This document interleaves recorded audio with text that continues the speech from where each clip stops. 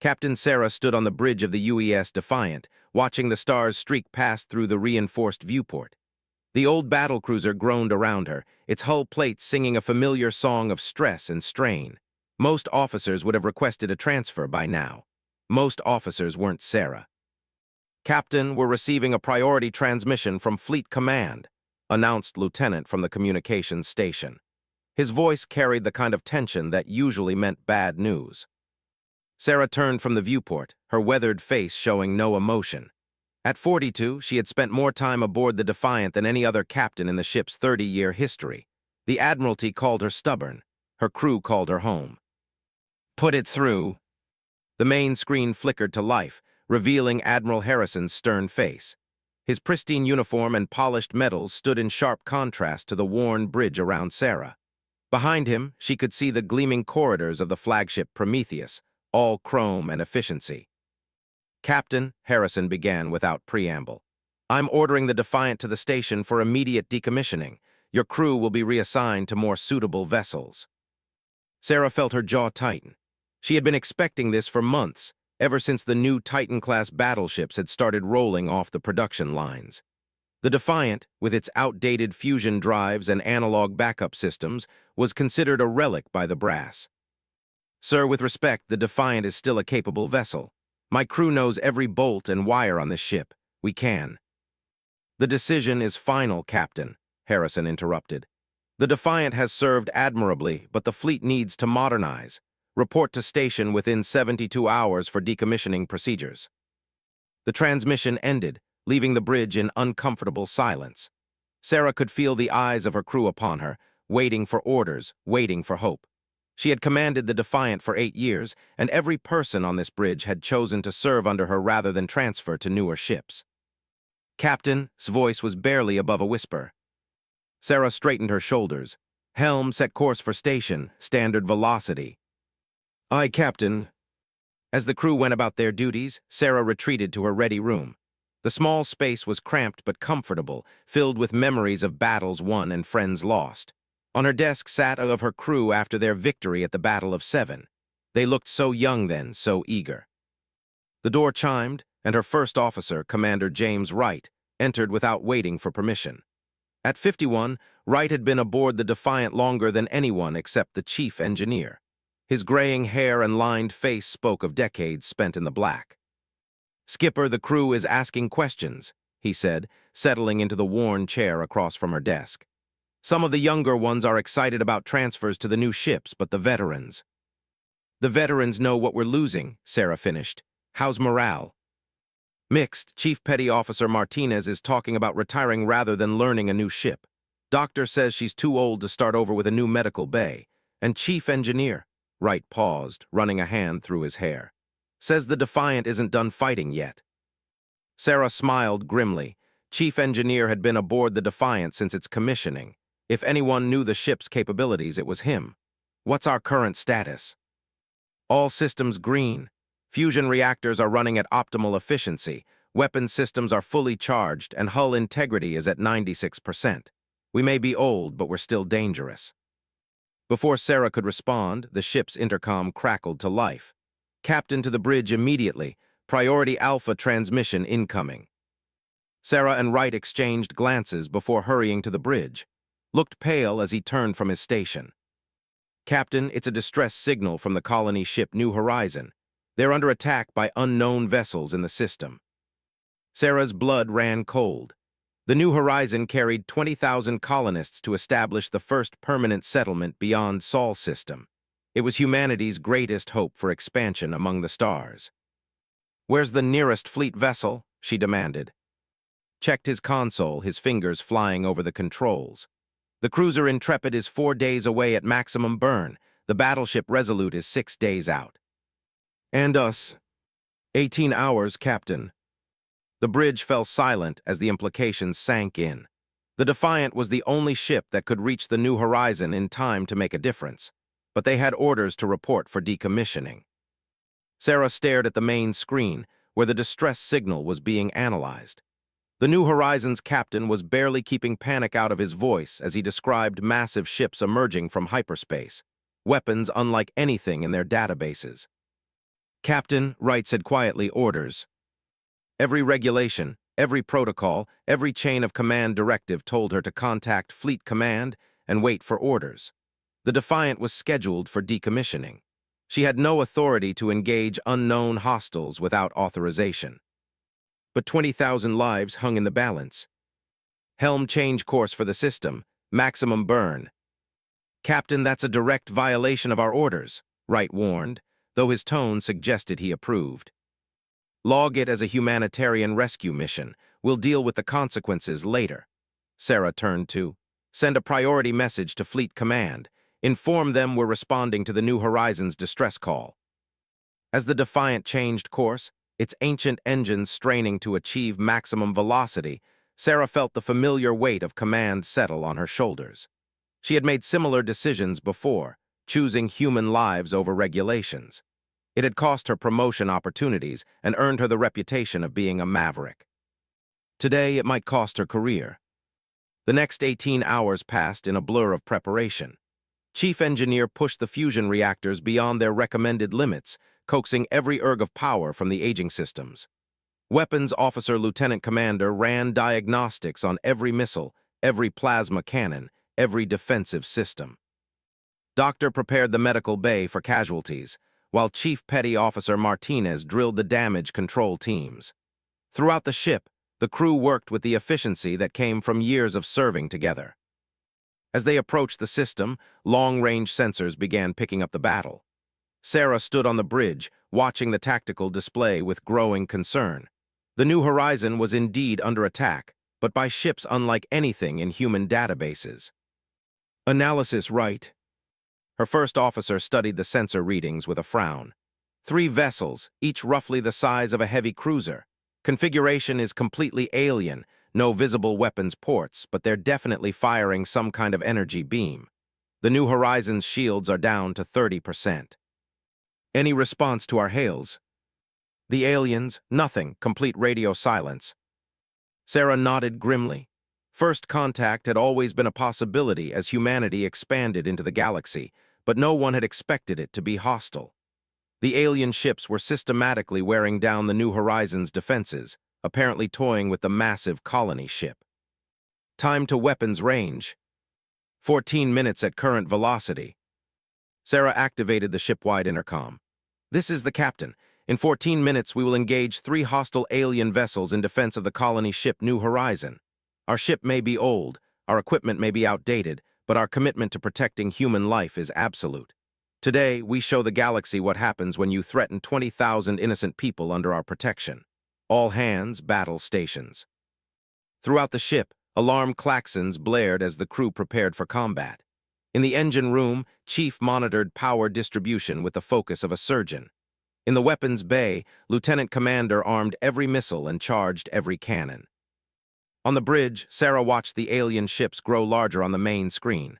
They were beautiful in a terrible way, sleek and organic-looking, like something grown rather than built.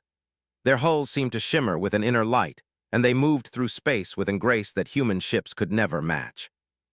Captain, we're being scanned, reported Lieutenant Torres from the sensor station. Multiple targeting sweeps. They know we're here. Are you ready? All weapons hot, Captain. Missiles locked and loaded. Take us in. The Defiant screamed toward the battle at maximum velocity, its hull heating from atmospheric friction as they skimmed the edge of gravity well. The alien ships broke off their attack on the New Horizon and turned to face this new threat. The first alien beam lanced out, striking the Defiant's forward shields in a blaze of purple energy. The ship shuddered, and sparks flew from overloaded conduits. Shields down to 80%, Torres reported. Return fire. The Defiant's plasma cannons spoke in unison, sending streams of superheated gas toward the lead alien ship.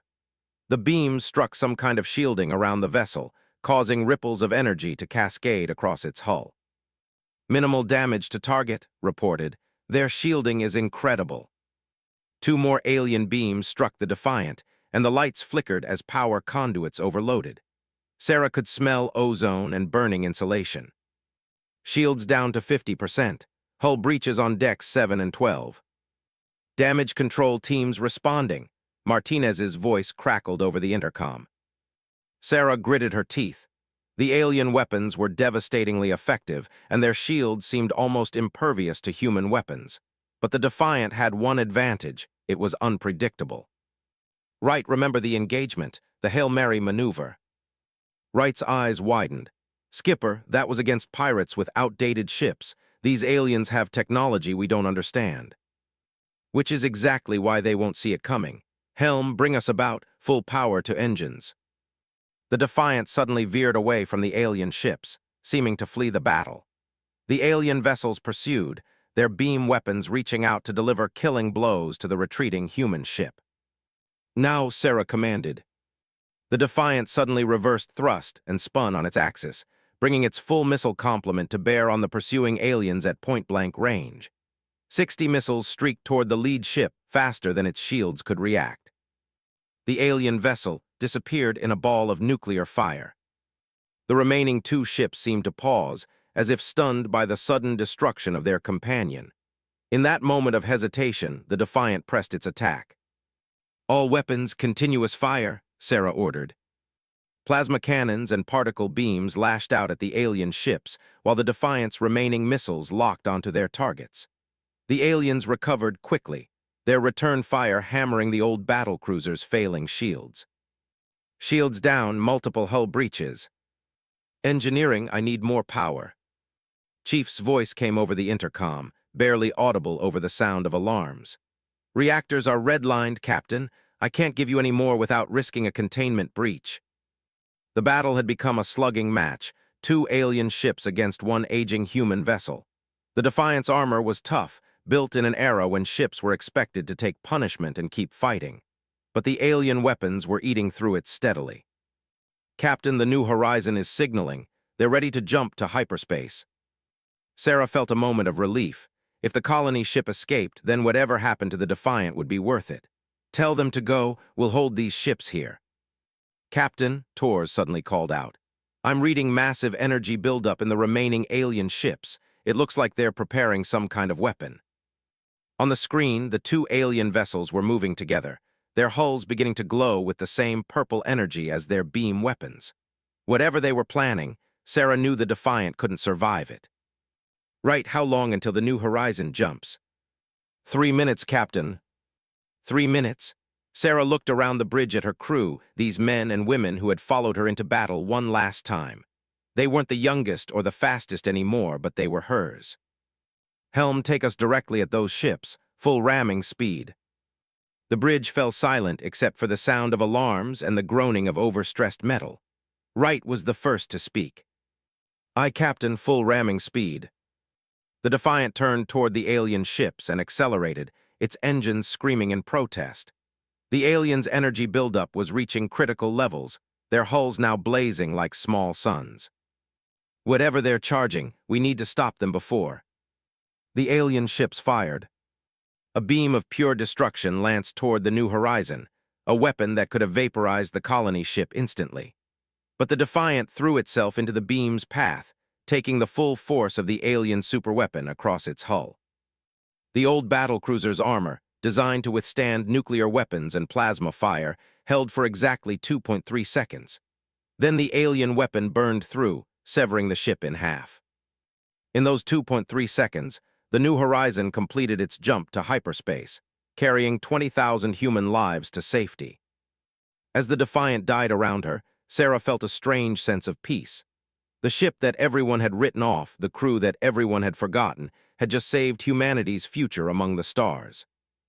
The explosion of the Defiant's fusion reactors lit up the system like a small star, and when the light faded, the two remaining alien ships were gone, apparently as shocked by the human vessel's sacrifice as they were by its determination. In the weeks that followed, when Admiral Harrison reviewed the battle logs and recommended Captain Sarah and the crew of the UES Defiant for the highest honors the fleet could bestow, he would write, "They were not the ships or the most advanced technology, but they were human, and in the end, that made all the difference." The Defiant was gone, but its legend was just beginning. And somewhere in the deep black between the stars, other alien eyes were watching, learning that humanity was not prey to be hunted. They were something far more dangerous. They were willing to fight. Admiral Harrison stood in the memorial hall of the Prometheus, staring at the addition to the Wall of Heroes.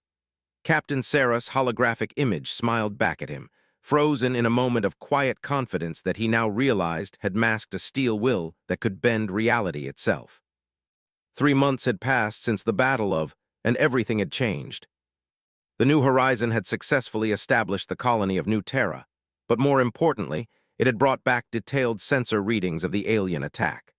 The ships that had destroyed the Defiant belonged to a species that fleet intelligence was now calling the hegemony, a vast stellar empire that apparently viewed humanity as an upstart species to be eliminated. Harrison turned as his aide approached, a young lieutenant whose nervous energy reminded him of from the Defiant. "Sir, the Council is ready for your briefing." "Thank you, Lieutenant Park." Harrison straightened his uniform and walked toward the Council chambers, his mind heavy with the weight of what he was about to propose. The United Earth Council's emergency session was held in the deepest levels of Geneva Station, where representatives from every human colony and fleet installation could participate via quantum link. The holographic faces that filled the chamber represented 3 billion human souls scattered across a dozen star systems. President Maria Santos called the session to order, her weathered face reflecting the stress of the past months. "Admiral Harrison, you have new intelligence regarding the alien threat."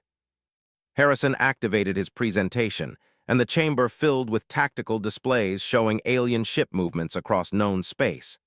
Red markers indicated hegemony forces, while blue represented human positions. The pattern was clear and terrifying. In the 3 months since the incident, we have detected 17 separate hegemony incursions into human space. They are probing our defenses, testing our responses, and mapping our capabilities. Harrison highlighted several systems on the display. Based on their movements, we believe they are preparing for a full-scale invasion. Council member David from the Mars colony leaned forward. "How many ships are we talking about, Admiral?" "Conservative estimates put their fleet strength at over 3,000 vessels. Our entire combat fleet numbers 412 ships." The chamber erupted in murmurs of dismay. President Santos raised her hand for silence. "What do you recommend, Admiral?" Harrison took a deep breath. This was the moment that would define humanity's future. "We need to rebuild our fleet doctrine from the ground up. The new Titan-class battleships are powerful, but they're also predictable. The hegemony's technology is far advanced, but the battle have proved they can be surprised by unconventional tactics." He paused, looking directly at the president. "I propose we revive the Defiant-class battlecruiser program." The silence that followed was deafening. Council member from Europa Station was the first to speak, her voice filled with disbelief. "Admiral, with respect, the Defiant-class ships are 30 years old. Their technology is obsolete." "Their technology is proven," Harrison countered. "And more importantly, their crews think differently. The Defiant wasn't supposed to win at. By every tactical analysis, it should have been destroyed in the first exchange. But Captain and her crew found a way." He activated another display, showing the Defiant's final moments. "This ship sacrificed itself to save 20,000 lives, but it also dealt the hegemony their first defeat. They've never encountered humans who fight like this, ships and crews who refuse to give up, who find ways to win against impossible odds." Council member James Wright, no relation to the Defiant's first officer, shook his head. "Even if we could build enough Defiant-class ships, where would we find crews experienced enough to operate them effectively?" Harrison smiled grimly. "We already have them. There are over 200 former Defiant-class crews scattered throughout the fleet. Men and women who served on ships that were considered outdated, who requested transfers to avoid decommissioning. They know how to fight with inferior technology. They know how to improvise." President Santos studied the tactical displays thoughtfully. "How long would it take to implement such a program?" 6 months to restart production lines, another year to build the first squadron. But we can start immediately with retrofits of existing ships." Harrison highlighted several vessels on the display. "We have 43 ships in reserve that could be brought back to service with modifications." Over the next 4 hours, the Council debated humanity's response to the hegemony threat. Some wanted to attempt diplomatic contact, others advocated for a purely defensive strategy. But when the vote was finally called, the decision was unanimous. The Defiant program would be revived. Meanwhile, in the Vega system, another old ship was about to prove that the Defiant hadn't been unique. The UES Resolute had been scheduled for decommissioning when the alien threat emerged. Now, under the command of Captain, it was conducting deep space patrols along humanity's frontier. Had served as weapons officer aboard the Defiant-class battlecruiser Valiant before transferring to more modern ships. She understood the old philosophy, make do with what you have and never give up. Captain, long-range sensors are detecting multiple contacts approaching from outside the system, reported Ensign Foster from the sensor station. Moved to the tactical display, studying the incoming signals. How many? 7 ships, Captain. Configuration matches the hegemony vessels from the engagement. 7 ships against 1 aging battlecruiser. Felt a familiar weight settle in her stomach, the same feeling she'd had at the Battle of Europa Ring, when the Valiant had faced impossible odds and somehow survived. Time to intercept. 4 hours at current velocity. Nodded. Communications. Send a priority message to Fleet Command. Alert them to the hegemony incursion. Then get me a channel to the Vega colony. The colony administrator's face appeared on the main screen, his expression shifting from annoyance to alarm as explained the situation. Captain, can you hold them until reinforcements arrive? The nearest fleet vessel is 18 hours out, replied honestly. But we'll do what we can. Begin immediate evacuation procedures for all non-essential personnel. As the Resolute moved to intercept the alien fleet, gathered her senior officers in the briefing room. Like her, most of them were veterans of the old Defiant-class ships, officers who had chosen experience over advancement. The aliens have 7 ships to our 1, she began without preamble. Their technology is superior, their firepower overwhelming. By every reasonable analysis, we should run. Her first officer, Commander Lisa, smiled grimly.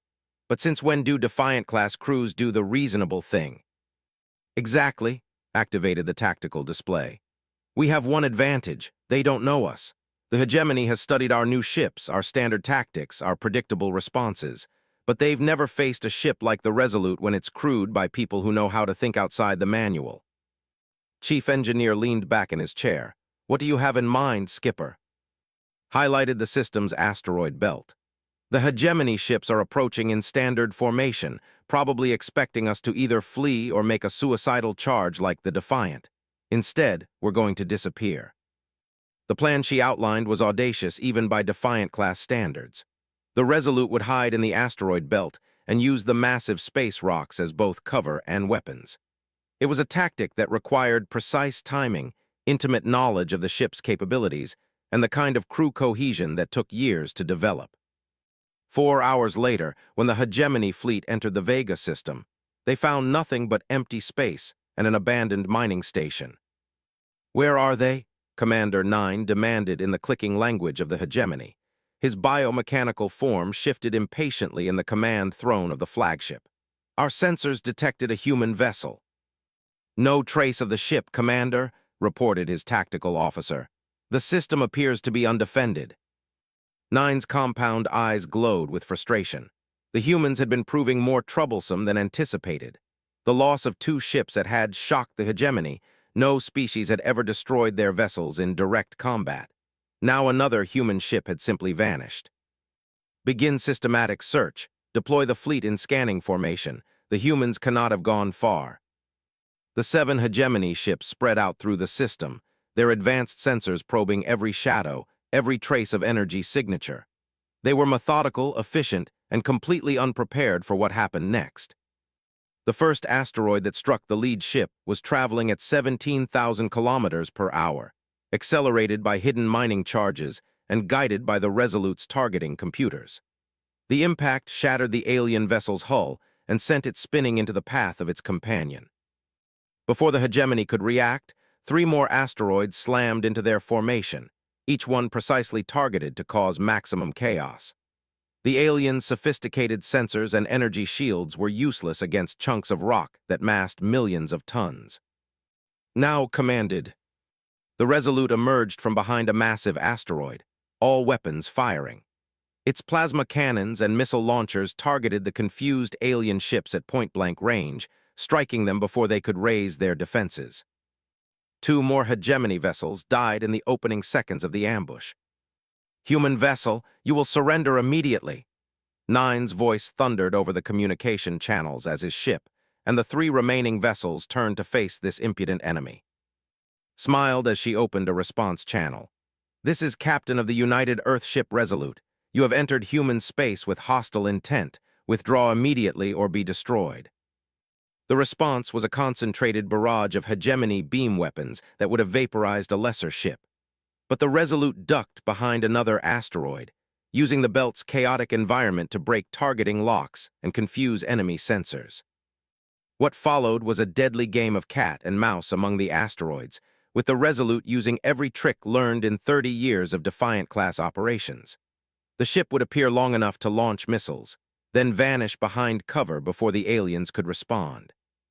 "Their tactical systems cannot adapt to this environment," observed the Resolute's tactical officer. "They're designed for open space combat." "Then we stay in the rocks," replied. "Keep moving, keep them guessing." The battle raged for 2 hours, with the ancient battlecruiser slowly whittling down the superior alien force. The hegemony ships were faster and more powerful, but they couldn't target what they couldn't predict. When the 4th alien ship exploded under a concentrated missile barrage, Commander 9 made a decision that would echo through hegemony space. "Signal the fleet," he ordered. "All ships withdraw. We must report this to the High Command." The 3 surviving hegemony vessels fled the Vega system, leaving behind 4 burning wrecks and a human crew that had just proven the impossible once again. In the aftermath of the battle, as rescue ships arrived to find the Resolute battered but victorious, Captain sat in her ready room and thought about Sarah. 2 old ships, 2 impossible battles, 2 victories that shouldn't have been possible. Word of the Battle of Vega spread through human space like wildfire. The hegemony, which had seemed unstoppable, could be beaten. Not with superior technology or overwhelming force, but with courage, creativity, and the stubborn refusal to accept defeat. Admiral Harrison received the battle reports while touring the reopened Defiant-class production facilities on Luna. The shipyards that had been scheduled for demolition were now working around the clock, building new battlecruisers based on 40-year-old designs. 2 victories, he murmured, watching sparks fly as workers welded hull plates. "The aliens are starting to fear us." His aide, Lieutenant Park, looked up from her tablet. "Sir, we're receiving requests for transfer from officers throughout the fleet. They want to serve on the new Defiant-class ships." Harrison nodded. Word was spreading that the old ships were where the real fighting was happening, where officers could make a difference. The sleek Titan-class battleships were still important, but they represented conventional warfare. The Defiant-class ships represented something else entirely, humanity's refusal to go quietly into the night. "How many ships will be ready for the next phase?" 12 new builds within 6 months, sir. Plus the 43 retrofits you mentioned. We could have a full squadron operational within the year." "Make it 10 months, Harrison ordered. "I have a feeling we're going to need them sooner than we think." He was right. Deep in hegemony space, the High Command was meeting to discuss the human problem. What had begun as a simple extermination had become something far more complex. The humans weren't just fighting back, they were winning. And in the dark spaces between the stars, other eyes were beginning to take notice.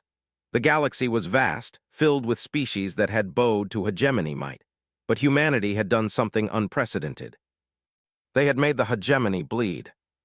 The war for humanity's survival was just beginning, but already the old battlecruisers had shown that victory wasn't about having the best technology or the most powerful weapons. It was about having the courage to fight when all hope seemed lost, the creativity to find solutions where none existed, and the determination to protect what mattered most. The Defiant and Resolute were gone or battered, but their legacy lived on in every new ship that rolled off the production lines, in every crew that chose duty over safety, in every battle where humans refused to surrender. The overlooked battlecruisers had shaped the stars indeed, by proving that sometimes the oldest tools were the sharpest weapons of all. High Command Prime 1 stood in the vast neural amphitheater of the hegemony flagship Dominion, his biomechanical form towering over the assembled war coordinators. For 3,000 years, the hegemony had expanded across the galaxy, absorbing or exterminating lesser species with mechanical precision. Never before had they encountered resistance like this. "Report status on human front," one commanded, his voice resonating through the living walls of the chamber. War Coordinator Vex 12 stepped forward, his multiple appendages manipulating holographic displays that showed the current tactical situation. "Human resistance continues to exceed all projections, Prime. They have destroyed 47 of our vessels in 7 separate engagements. Our psychological warfare protocols are proving ineffective." One's optical sensors focused on the tactical displays. Red markers indicated hegemony losses, while blue showed human positions. What should have been a simple extermination campaign had turned into something far more complex. "Explain failure of conventional assault tactics." "The humans do not fight as our models predict," Vex 12 replied. "They sacrifice valuable assets to protect insignificant targets. They use inferior technology in ways our tactical computers cannot anticipate. They refuse to surrender even when logically defeated." Another War Coordinator, 3, projected additional data.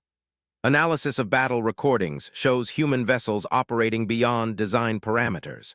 Their crews somehow extract performance levels that exceed engineering specifications." One studied the battle footage from Vega. The human ships were indeed primitive, fusion-powered relics compared to hegemony biomechanical vessels. Yet they had fought with a ferocity that understanding. "Recommendation for human species classification upgrade," he announced. "From Category 7, primitive prey, to Category 3, dangerous adversary." The change in classification sent ripples through hegemony space. For the first time a species had earned their respect through combat rather than submission.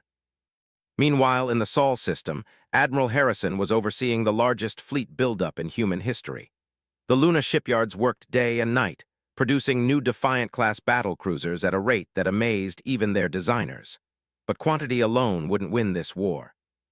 "Admiral, incoming priority transmission from Captain aboard the UES Intrepid," announced his communications officer. Harrison accepted the transmission, and Captain Jack Weathered Face appeared on the main screen.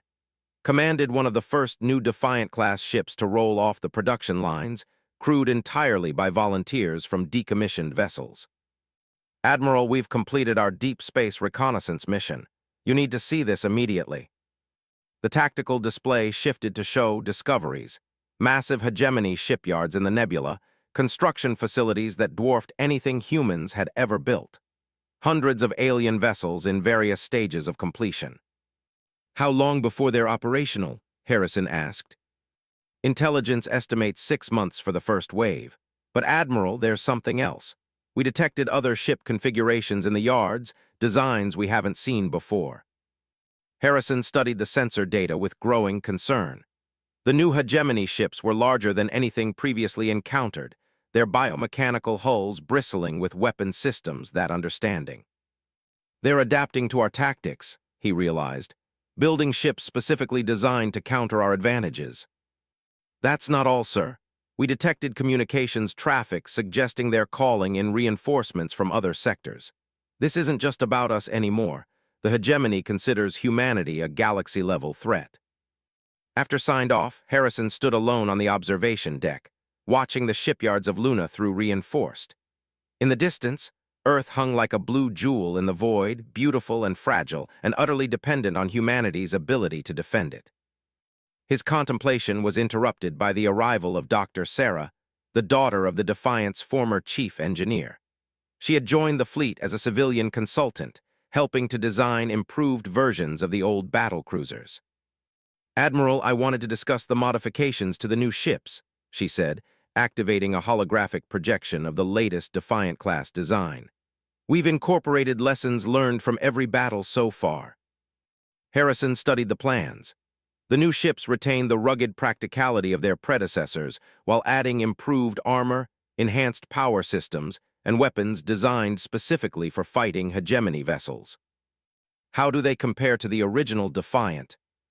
40% more firepower, 60% better armor, and twice the acceleration," Doctor replied.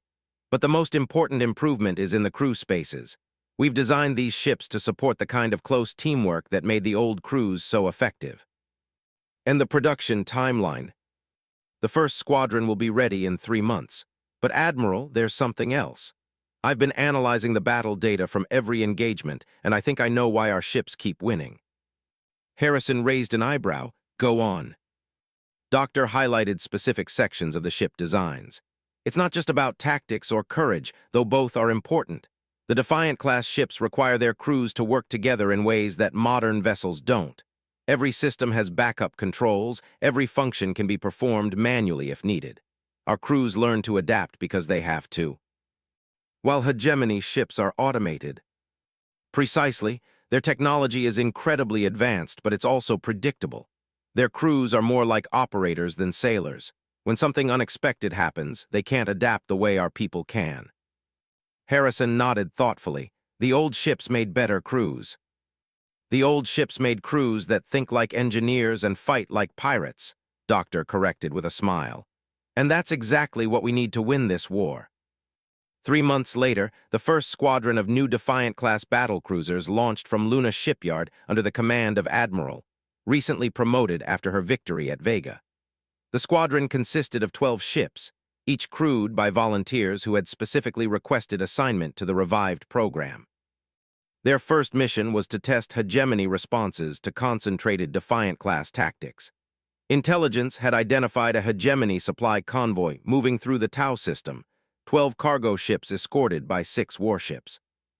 All ships, this is Admiral, she broadcast to her squadron. Remember, we're not trying to match their technology. We're going to be faster, smarter, and more unpredictable than they can handle. The attack began at long range, with the human squadron emerging from hyperspace in a loose formation that confused hegemony targeting systems. Instead of the traditional battle line, the Defiant-class ships scattered in all directions, forcing the aliens to split their attention. Captain Maria Santos, commanding the UES Relentless, took her ship in a spiraling attack run that brought her past 3 hegemony escorts in rapid succession. Her crew launched missiles at point-blank range before spinning away, leaving the aliens struggling to acquire target locks. They're trying to box us in, reported Captain David Wright from the UES Indomitable. Standard hegemony tactic, force us into a killing zone. Then we don't go where they expect, replied. All ships execute Pattern 7. Pattern 7 was a tactic that existed nowhere in official fleet doctrine, developed by Defiant-class crews during their years of marginalization. The 12 human ships suddenly converged on the convoy from multiple directions, overwhelming the escort's ability to coordinate their defense. What followed was not a battle, but a demonstration of everything the old crews had learned. The Defiant-class ships moved like a pack of wolves, hitting hard and fast before disappearing into the void. They used the convoy's own cargo ships as cover, forcing the hegemony escorts to risk destroying their own vessels. In 20 minutes it was over. All 6 hegemony escorts were destroyed, and 8 of the 12 cargo ships were captured intact. The human squadron had suffered only minor damage. But the real victory came when hegemony reinforcements arrived to find the convoy destroyed, and the human ships already gone. For the first time in their history, the hegemony faced an enemy that could strike anywhere, anytime, and vanish before they could respond. The psychological impact was devastating. Hegemony ships began traveling in larger formations, their crews constantly scanning for signs of human attack. Supply lines that had operated freely for now required heavy escort. In hegemony space, High Command Prime 1 was forced to acknowledge a truth that shattered 3,000 years of military doctrine. Human tactical adaptation rate exceeds our predictive models, he announced to the assembled war coordinators. They learn from each engagement and develop countermeasures faster than our computers can analyze their behavior. Recommendation, asked War Coordinator Vex 12. One's optical sensors dimmed as he processed the implications. Initiate final protocol, deploy the Devastator fleet. The order sent shockwaves through hegemony command structure. The Devastator fleet had never been used against a single species. It was reserved for threats to the hegemony's very existence. 500 of the most powerful ships in the galaxy began moving toward human space, their biomechanical hulls pulsing with energy that could crack planets.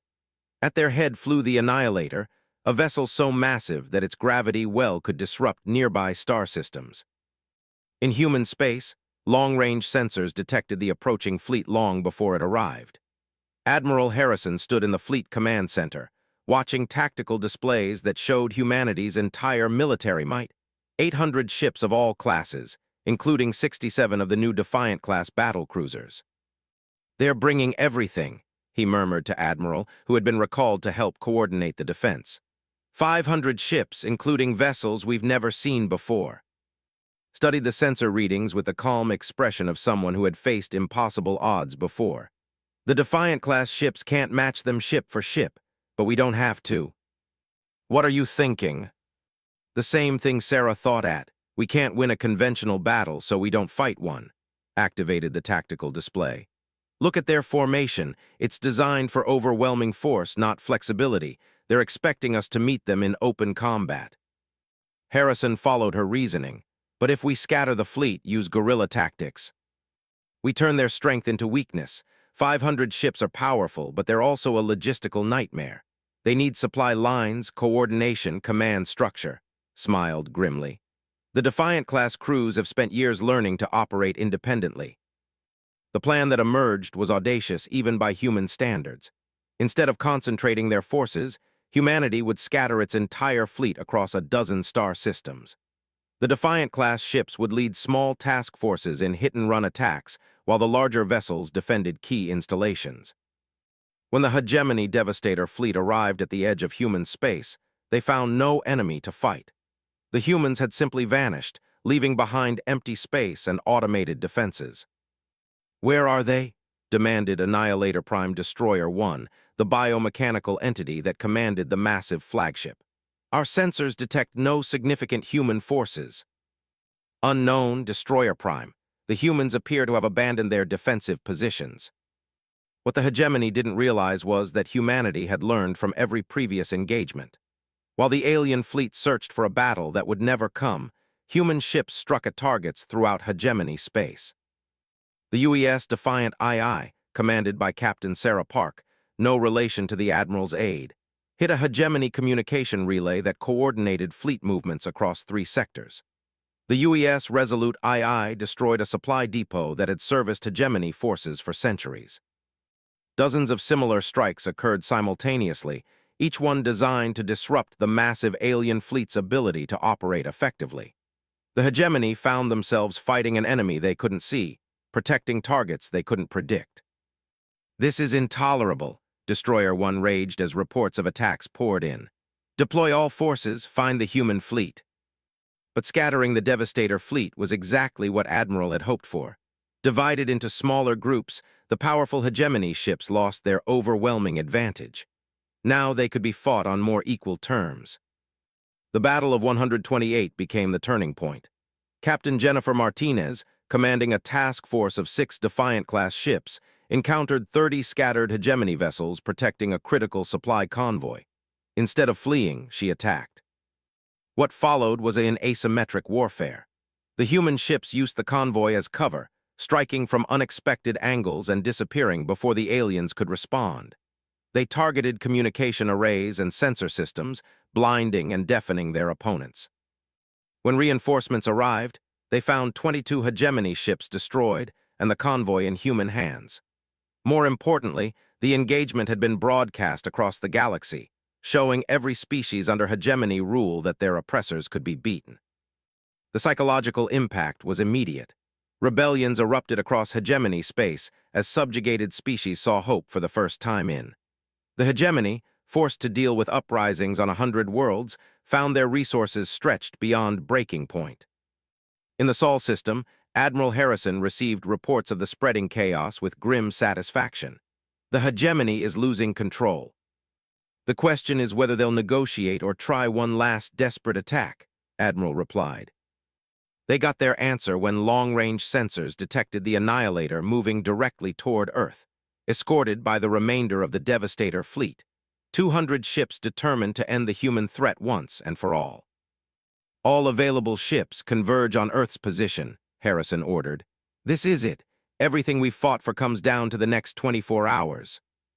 As the human fleet assembled, battered veterans and shiny new ships side by side, Admiral thought about the crew of the original Defiant. They had sacrificed everything to save 20,000 colonists, never knowing that their actions would spark a galaxy-wide revolution. Admiral, Captain Park reported from the Defiant II. All squadrons report ready for battle. Looked at the tactical display one last time, seeing hundreds of human ships arranged in formations that no military academy had ever taught.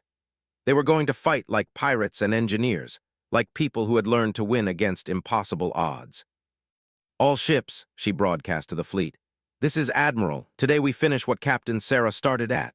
We show the galaxy that some things are worth fighting for, no matter the cost.